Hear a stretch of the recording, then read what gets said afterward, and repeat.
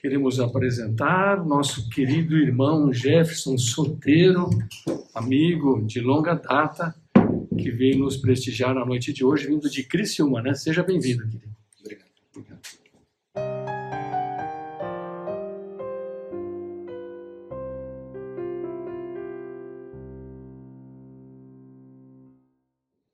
Pessoal, boa noite a todos. Que Deus nos ilumine e nos proteja sempre. Para mim é uma grande alegria trabalhar pela doutrina e principalmente meu primeiro trabalho nessa casa. E a gente estava conversando aqui antes da palestra sobre os mensageiros, né? Eu sou nordestino, faz 22 anos que eu estou no sul e a gente sai de lugares que a gente está muito longe e daqui a pouco a gente está dentro da obra, conhecendo várias pessoas, vários amigos. Então, mais uma vez, uma grande alegria estar aqui pela primeira vez para poder estudar um pouco sobre a doutrina espírita. O tema da noite é conflitos emocionais. Essa é uma palestra já antiga que eu tenho, mas hoje, dia 2 de setembro, nós também podemos trazer para o Setembro Amarelo. É uma reflexão sobre a nossa mente, a nossa vida e de como a doutrina pode nos auxiliar. Okay? Ela não foi preparada para o Setembro Amarelo, mas faz a gente refletir bastante sobre os conflitos emocionais. Então, eu vou fazer uma pergunta para vocês e vocês respondam nos seus pensamentos. Já passou por algum conflito emocional? Será que tem alguém na Terra que não passou por conflitos emocionais? Então, essa palestra é para todos nós.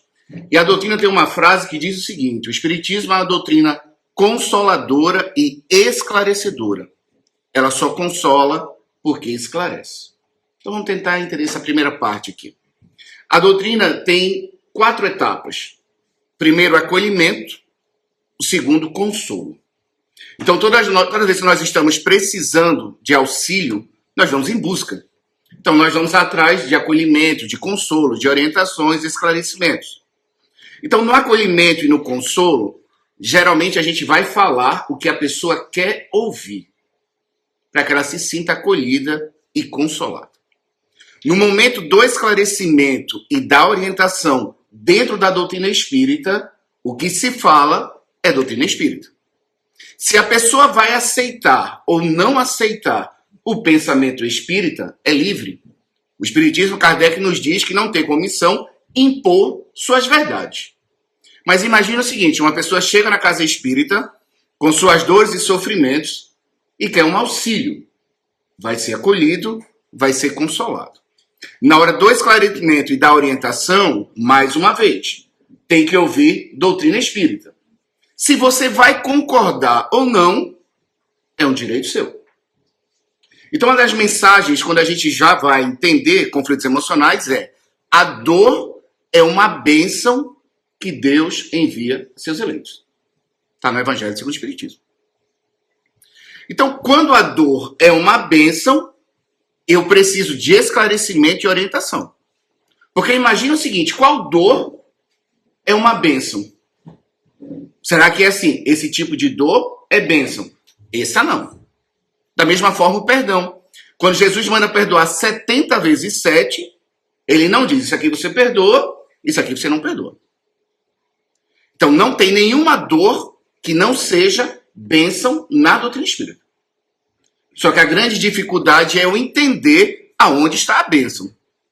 E tudo começa na pergunta número 1 do Livro dos Espíritos. O que é Deus? Inteligência suprema, causa primária de todas as coisas, bondade e justiça. Então, na hora que eu estou caindo em sofrimento, o espírita tem que se prender na primeira pergunta.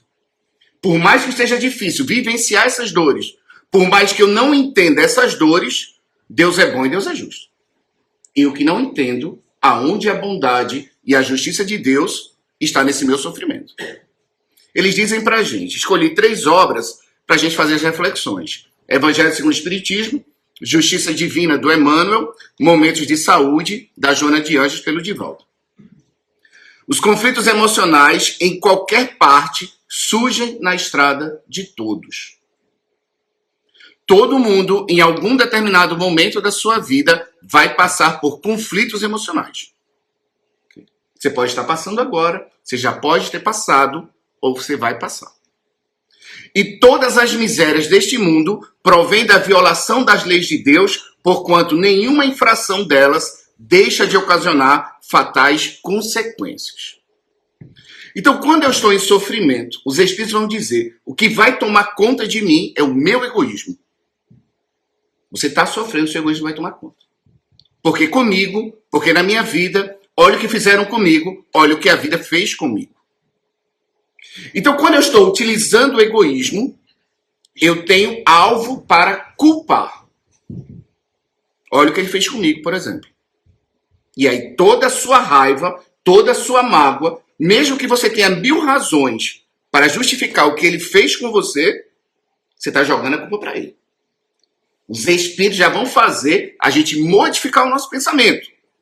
E todas as misérias deste mundo provêm da violação das leis, porquanto nenhuma infração delas deixa de ocasionar fatais consequências. É perdoando que se é perdoado. Se eu preciso perdoar, é porque um dia eu também errei. Então a coisa vai ser assim. Você quer de fato sair do seu problema? Ou você só quer acolhimento e consolo? Tipo, passar a mão. Ah, vem aqui e chora aqui. Então vai chegar uma hora que as pessoas vão ter que acordar, assumirem as suas vidas e seguir. Não sei se ficou claro. São 2 tipos de pessoas.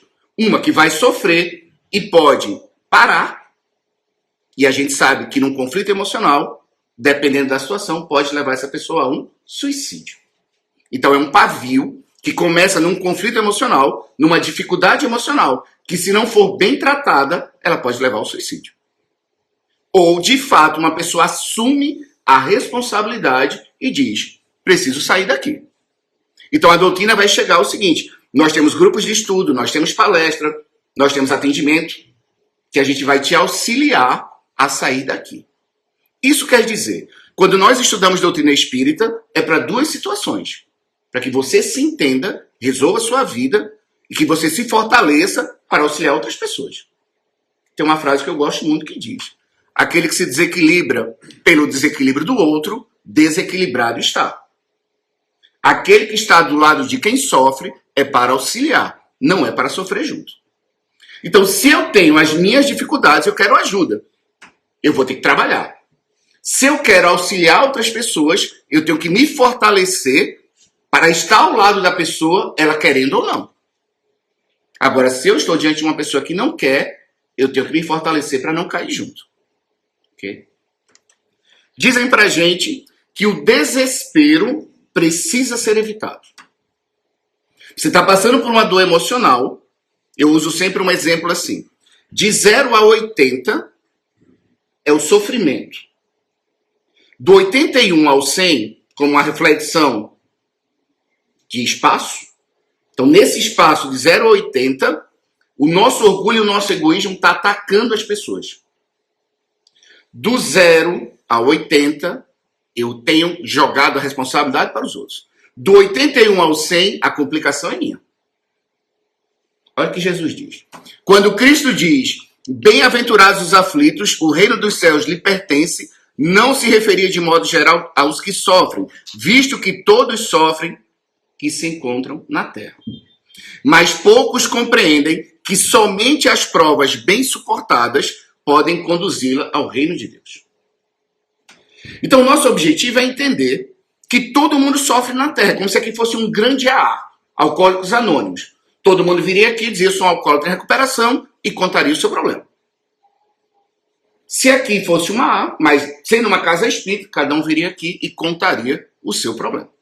Porque todos sofrem.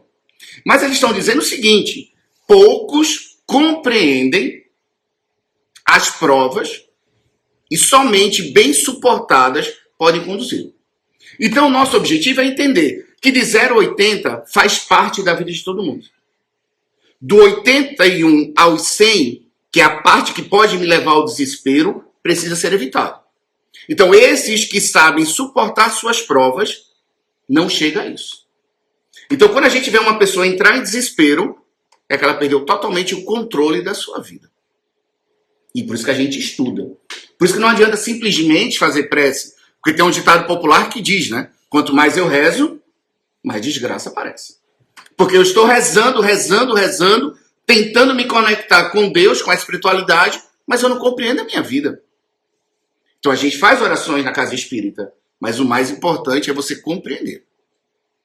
Continua dizendo pra gente, aqui é o Emmanuel, geralmente quando nos confessamos abatidos, muitas vezes queixando-nos contra tudo e contra todos, achamos-nos simplesmente encerrados na masmorra do eu, que transportamos conosco à maneira de fardo, difícil de carregar.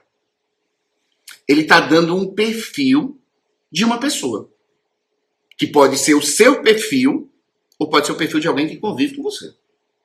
Ele está dizendo o seguinte, que quando nós estamos acusando pessoas, acusando situações, nós estamos amarrados no egoísmo. Não sei se ficou claro. Essa pergunta eu sempre vou fazer para você refletir. Por mais que aquela pessoa esteja fazendo algo de errado para mim, por mais que a minha situação esteja difícil, eu reclamar das pessoas, reclamar da situação dessas que eu estou vivendo, é o meu egoísmo tomando conta. Isso quer dizer, está doendo, mas pare de reclamar. Porque quanto mais você reclama, e às vezes as situações não são resolvidas, aquilo fica muito mais pesado. Então imagina uma família que já briga há 10 anos, 15 anos. Reclama, conflito, ninguém se resolve, ninguém evolui. Chega uma hora que a pessoa diz, chega, eu não suporto mais isso aqui.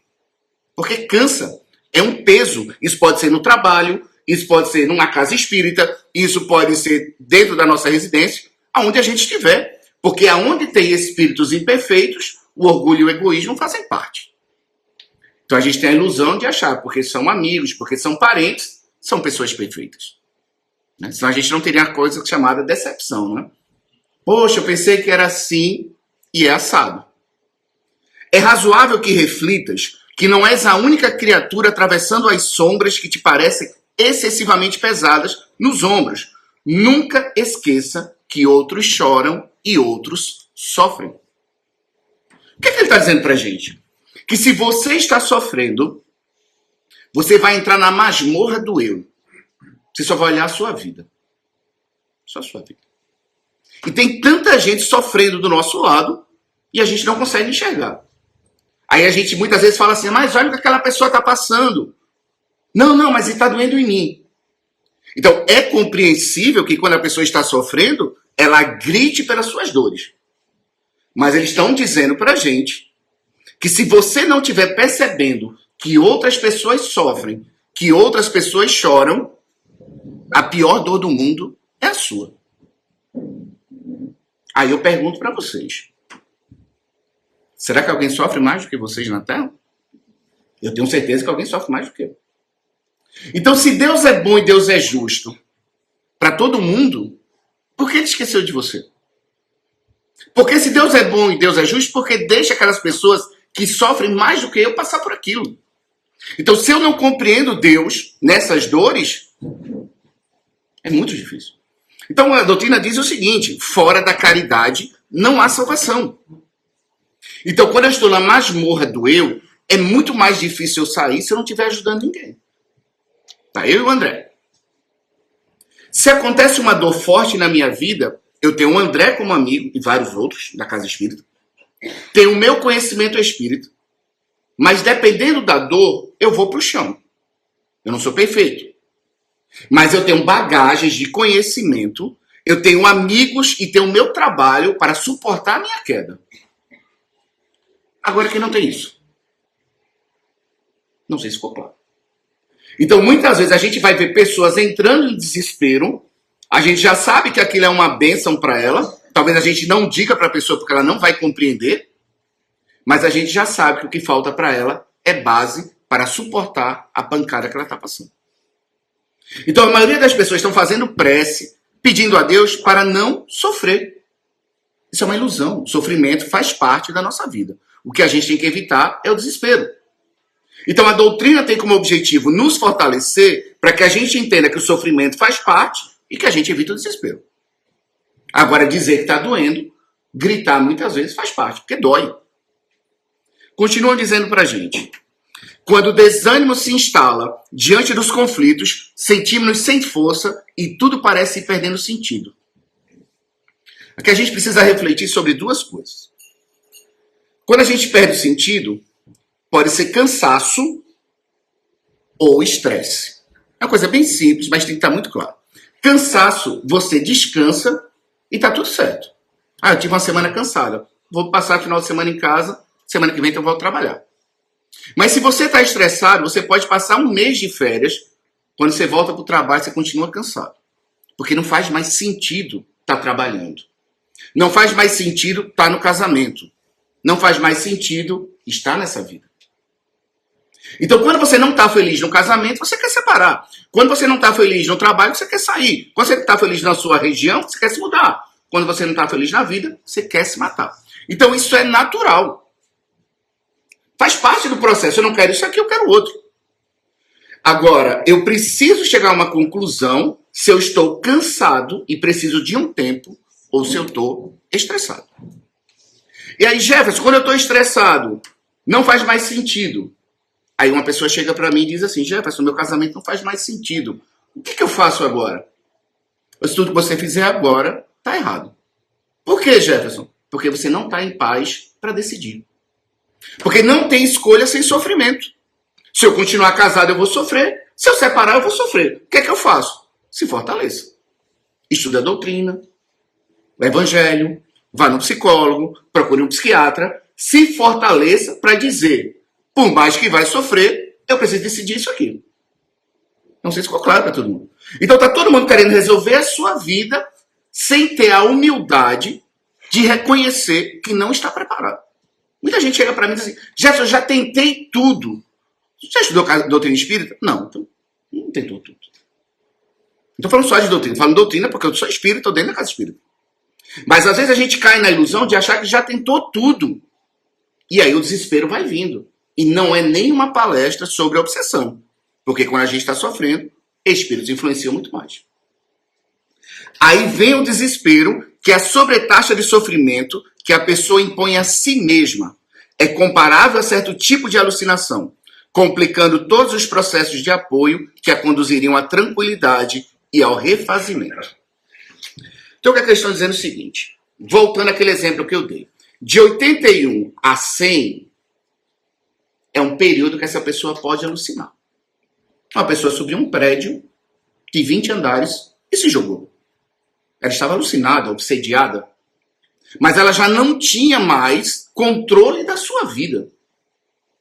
Então, o objetivo da gente é nunca perder esse controle, ter o leme da vida. Exemplo, teve uma queda de um avião em São Paulo. Morreu 62 pessoas. Mas se a gente for, como está no Evangelho, for pegar cada história, ali são histórias de 62 famílias. Exemplo de uma. Uma mãe separada do seu esposo, já é separado. Sua filha de 3 anos morava com ela. O rapaz sai, vai buscar de avião e desencarna. E agora essa mãe? Se ela não tiver uma base, é compreensível que o desespero venha. E aí, nesse período de alucinação, tudo pode acontecer. Não sei se ficou. Porque você perde o seu chão. As suas bases, você questiona Deus, você questiona a vida, você questiona tudo. Porque é comigo. Então, se uma situação dessa acontece com o espírita preparado, talvez ele também desespere. Agora, Jefferson, todo mundo que se desespera se mata? Não. Mas e agora? Como eu posso saber se você vai ou se você não vai? Isso é íntimo. Ninguém impede o suicídio de ninguém. Eu posso impedir aquele momento. Mas depois, se ele quiser fazer, ele vai fazer. Por isso que a gente aprende na doutrina que a única pessoa que pode evitar o meu suicídio é o meu mesmo. Então, ou eu aprendo a lidar comigo e com os meus conflitos, ou eu mesmo posso perder para mim mesmo. Para o outro, eu só posso fazer o que Jesus diz. É por aqui, meu filho. Caminho, verdade e vida. Se não for por mim, você não chega ao Pai. Estabelecendo as maiores dificuldades para aqueles que hospedam na própria alma. A sensação é de que nada mais adianta e a vontade de simplesmente desistir, quando os conflitos se tornam mais perturbadores, induzem ao suicídio. Um outro ponto importante aqui é tem que estar muito claro para quem frequenta a doutrina espírita. Medicamento não cura a alma. Passe não cura a alma. Pedalar não cura a alma. Na visão espírita, Emmanuel vai dizer que a cura real é a transformação da alma. Então eu preciso de fato trabalhar, porque tem muita gente viciada em medicamentos, em tratamentos espirituais, mas não fazem um trabalho de transformação moral e de compreensão da vida. Então imagine, você vem na casa espírita, todo mundo lhe recebe bem, mas você não está nem aí para a palestra. Você toma um passe e se sente maravilhado. Meu Deus, que maravilha esse passe. Só que chega em casa, você nunca estudou sobre parentela espiritual e parentela corporal. Os laços de sangue não determinam sentimentos. Pode ser meu irmão de sangue, pode ser meu pai, pode ser minha mãe, mas pode ser um inimigo meu do passado. E que eu reencarnei naquela família para reajustar o que lá atrás a gente não conseguiu. Então isso é natural quando a gente estuda a doutrina espírita. Mas se a pessoa só tomou o passe, voltou para a sua vida e não entende nada, vocês acham que o passe vai durar quanto tempo? Que o antidepressivo vai durar quanto tempo? Então, para nós espíritas, a compreensão libera a alma para a sua transformação, enquanto os medicamentos fazem parte. Já você é contra medicamento? Claro que não. Ciência está para estudar para o corpo, doutrina para a alma. Então, se eu pergunto para uma pessoa que está em sofrimento, como é que está a sua relação com os médicos e psicólogos? Eu nem vou mais. E religião? Eu não quero mais isso. Completamente barco à deriva. Completamente perdido. Aí uma pessoa chega, tem uma obra chamada Espiritismo na sua expressão mais simples. Kardec diz assim: quanto mais difícil for sua vida, quanto mais dura for sua vida, mais mérito você tem em suportar. O que a doutrina está dizendo para a gente? Você nasceu, você vai morrer. Ponto. Não vá pelo suicídio, mas você vai morrer. Então esse período que está na Terra tem um objetivo: você se transformar numa pessoa melhor. Poder dizer que eu não posso voltar e fazer um novo início, mas eu posso me transformar agora e fazer um novo final. Esse é o objetivo de nós. Então eles vão dizer para a gente o seguinte: quanto mais difícil for sua vida, mais mérito é em suportar. Então o que é que eu vim fazer na doutrina espírita? Mecanismos para suportar. Jefferson, você está no médico? Tô. Você está tomando remédio? Tô. Está fazendo exercício? Tô. Aí vem tudo que a gente vai perguntar. Está estudando casa espírita? Tô. Está estudando doutrina? Tô. Está trabalhando? Tô. Está doendo? Suporte. Não tem mais o que fazer. Agora, se você não está estudando, se você não está trabalhando, se você não está fazendo bem, não está fazendo nada, bate uma frase da Joana de Ângeles, pelo Divaldo: todos sofrem. Todos sofrem. Mas imagine aquele que não está fazendo bem. Se nós que estamos trabalhando, os trabalhadores da casa, passamos por dores que talvez vocês nem saibam, imagine quem não está trabalhando. Isso não é um convite para o trabalho, é uma reflexão. Mas se vocês quiserem um convite, é um convite. Continuam dizendo para a gente: em razão do complexo de inferioridade que assola expressiva parcela das almas na Terra, e ciente de que semelhantes vivências psicológicas se devem ao nosso voluntário afastamento de Deus ao longo das etapas evolutivas. Conflitos emocionais, pela Joana de Ângeles, se chama culpa. A gente aprende o seguinte: um espírito fumou bastante, na outra encarnação veio com problema no fígado, problema no pulmão, problema na garganta. Isso é das vidas passadas. A gente já faz. O Emmanuel, o André Luiz diz no Ação e Reação que toda vez que você lesa a sua consciência pelos erros, você já lesa o seu corpo físico. Numa outra oportunidade, isso vai ser jogado para o seu corpo físico. Por isso que vem síndrome de Down, vem autismo, vem deficiências físicas. É um espírito com seus comprometimentos. Essas doenças estão na alma, precisam ser jogadas para o corpo físico. Ok? E ela está dizendo que os conflitos emocionais são as culpas do espírito. Porque a gente tem uma noção de olhar para trás simplesmente para o berço. É uma dificuldade quem não estuda a doutrina espírita. Está sofrendo, olha para o berço. Não, nunca fiz nada para passar por isso. A doutrina espírita diz: se não é dessa vida, é de outra. Mas eu não concordo. Tudo certo. Você não concorda, tudo certo. Mas você quer entender a doutrina espírita? É o mesmo espírito passando por várias vidas.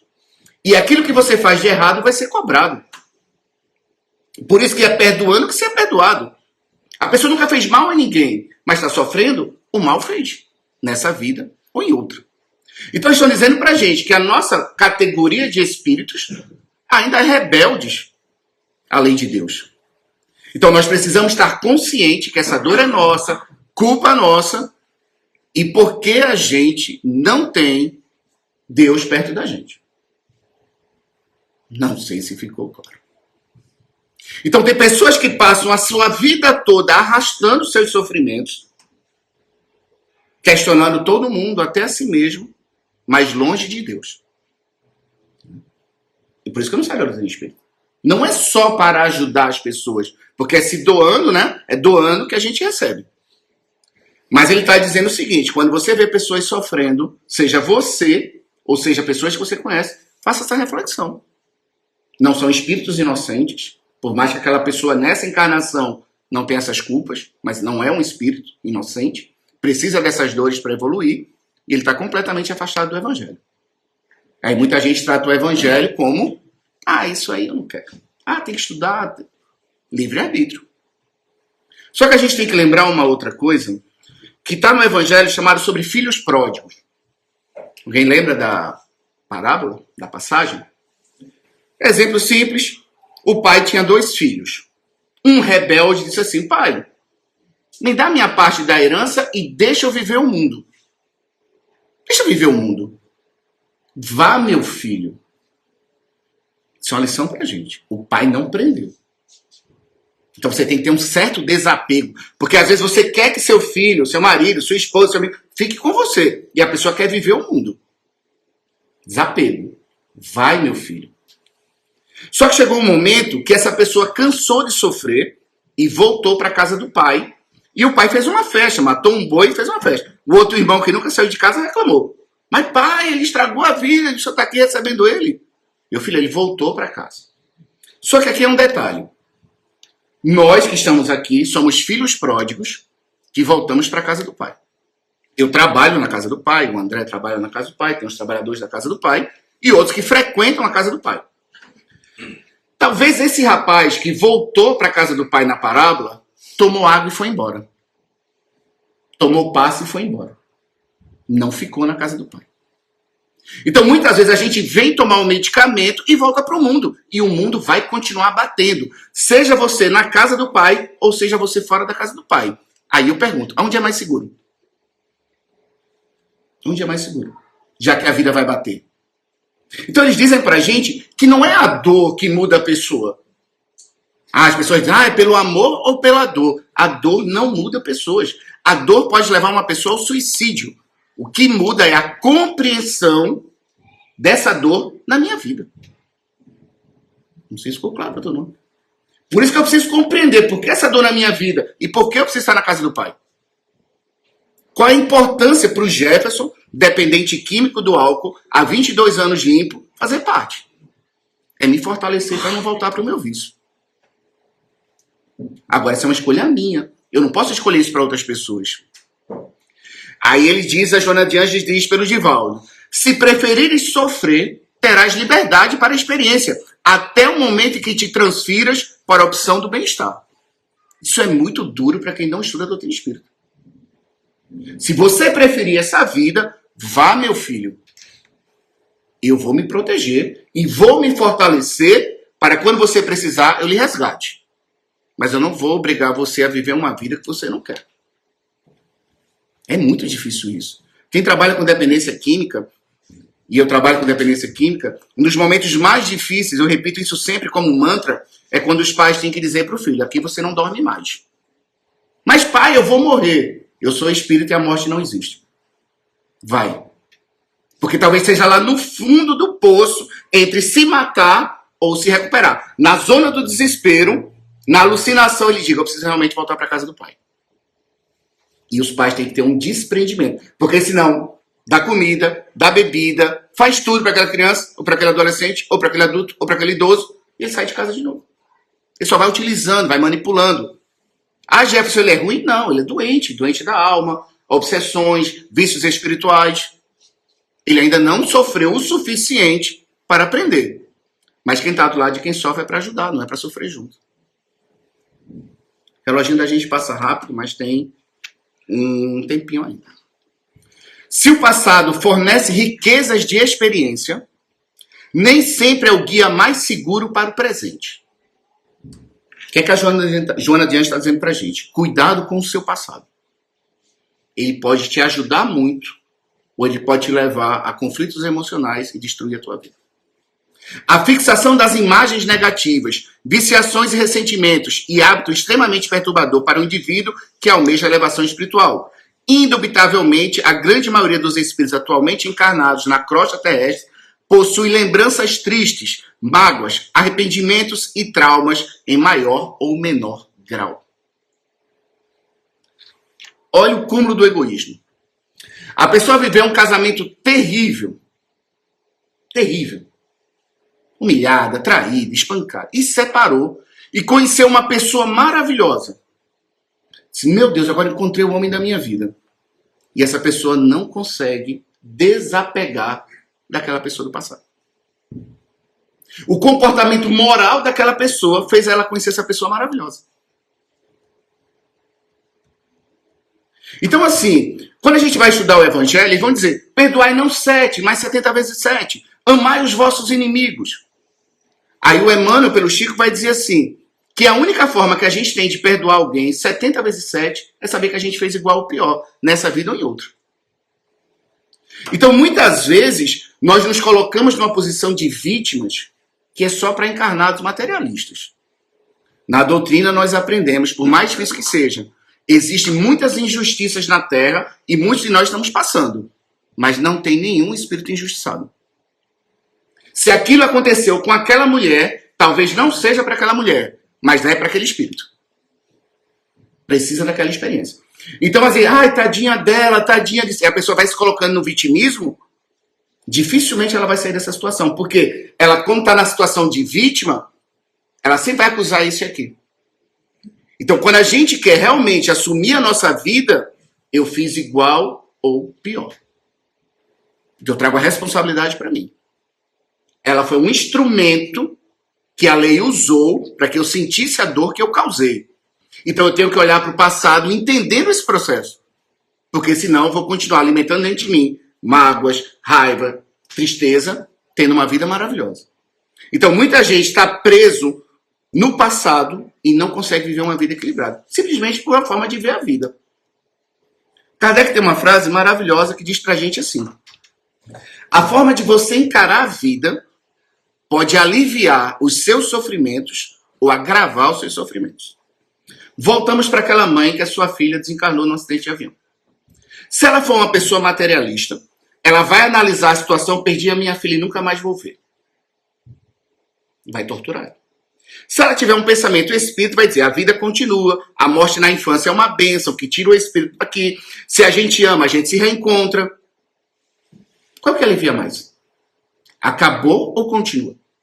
Aí uma pessoa pode dizer pra gente assim, mas me prova que a vida continua. Kardec está falando o seguinte, a forma de pensar. Se você pensar que a vida continua, você não precisa saber se é. Mas só pensar te ajuda. Então essa é uma grande dificuldade. Quando as pessoas estão sofrendo, elas não vão buscar conhecimentos novos para pensar diferente sobre a sua vida. Então é muito difícil uma pessoa sair da depressão. Para a gente sempre lembrar o que é depressão. Depressão é uma planície que quando você está caminhando tem um buraco. Esse buraco chama depressão. E todo mundo vai cair aqui dentro. E cai sozinho. Você pode olhar a pessoa, você pode ver ela sofrendo, mas ela está sozinha dentro do buraco dela. Ou ela tem forças e mecanismos para sair dali, segurar a mão de quem está querendo, ou ela continua lá.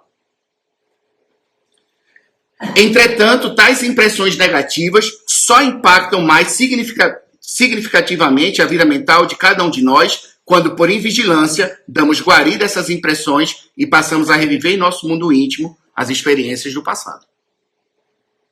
Então, quanto mais equilibrado eu tiver, quanto mais fortalecido eu tiver, quanto mais entendimento eu tiver, o pensamento vem, mas eu combato.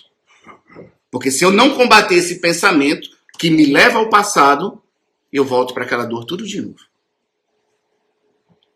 A transformação moral apenas acontecerá no momento em que, cansados de sofrer, de se machucar nos espinheiros do caminho, fomos conquistados pelas forças suaves e persuasivas do bem e do amor. Quando consciente da queda, é preciso que se busque uma forma de reparação. Espero que vocês estejam muito cansados, não só pela palestra. Que vocês estejam muito cansados para se transformar. Porque é só cansado de sofrer que a pessoa se modifica. Só que tem um problema muito grande. A gente sofre pelo problema dos outros. É pelo problema do filho, pelo problema do marido, pelo problema da sociedade. Desapega. Nós temos um Deus que está controlando a vida de todo mundo.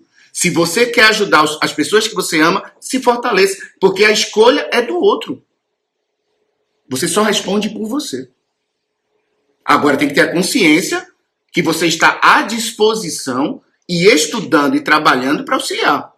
Porque eles vão perguntar, o que você fez pelo próximo? Fiz palestra, fiz atendimento fraterno, participei de grupo de estudo, fiz doação, fiz conversa, ajudei. E você? Eu só sofri. Caminhando para o encerramento, eles vão dizer para a gente. Somos sempre senhores do nosso destino. Isso ocorre através da utilização do nosso livre-arbítrio. Muda quem quer. Pela lei de causa e efeito, estamos sempre afetando o nosso futuro pelas atividades desenvolvidas no presente. Ou você continua alimentando seu buraco, ou você começa a construir a sua escada. Assim, um trabalho compreendido como toda atividade útil é a base de toda conquista espiritual. Um espírita preparado, equilibrado, trabalhador, diante de uma dor muito profunda, ele pode sucumbir. Mas é muito mais difícil do que aquele que não tem base nenhuma. De fato, somos herdeiros de nós mesmos, implicando que através do esforço e do trabalho no presente, além de diminuirmos o impacto de débitos espirituais do passado, ampliamos nossas possibilidades intelecto e morais para os desafios do futuro. E ela encerra dizendo o seguinte: é impressionante o número de pessoas querendo esclarecimento acerca de determinados assuntos que, no entanto, não se animam a ler e a estudar. Inúmeras pessoas sentem os reflexos da mediunidade e dos seus sofrimentos, mas não foi estudada nem desenvolvida a capacidade de lidar. Sabem disso, sofrem com isso, mas não se dão ao trabalho de ler meia dúzia de livros, de participar de um grupo de estudo no centro espírita, de adquirir novos costumes. Tem gente que tem preguiça até de orar. Aqui cabe uma piada. Pai, a mesma de ontem. Ontem ele fez o Pai Nosso, hoje estava com preguiça. Pai, a mesma de ontem. Agora ficou claro, né? É preciso ação e ação disciplinada. É só uma questão de hábito. É só acreditar que depois de algum esforço inicial, mesmo que sem muita vontade, tudo começa a fluir naturalmente, tudo começa a ficar mais fácil e os novos hábitos vão se tornando prazerosos. Os que se decidem a seguir a disciplina não se arrependem. Espero que reflitam e decidam as suas vidas. Que a paz esteja com todos.